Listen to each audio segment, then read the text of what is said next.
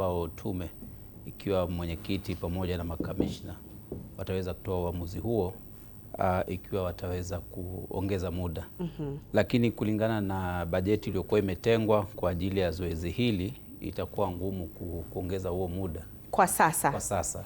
Lakini haizuii kwamba usoni ama siku zinazokuja hakutakuwa na zoezi lingine kama hilo. Kwa hivyo huenda kuna matumaini kwamba iwapo pataonekana pana haja, basi muda utaongezwa ili wale ambao hawakupata nafasi wakati huu watapata nafasi tena kujisajili kuwa wapiga kura. Huenda isiwe kuongezwa muda kufikia zaidi ya kesho, lakini muda utatengwa tena, kwa sababu ukiangalia takwimu zilizokuwa zimewekwa hapo awali ilikuwa tunalenga kusajili 40% ya wale ambao tunalenga kuwasajili katika zoezi hili, na pia kuna 10% ambao walikuwa watasajiliwa katika maofisi wakati huo kuendelea. Kwa hivyo inaonyesha iko 50% ambao watatengewa muda wa kufanya tena zoezi kama hili. Asante. Na ni takwimu ambazo tutakuwa tunaziangazia baada ya muda usiokuwa mrefu, tukiangazia ni kaunti zipi ambazo zinaongoza katika idadi kubwa ya waliojisajili kupiga kura, vile vile tukiangazia ni kaunti zipi ambazo zimeorodhesha idadi ndogo zaidi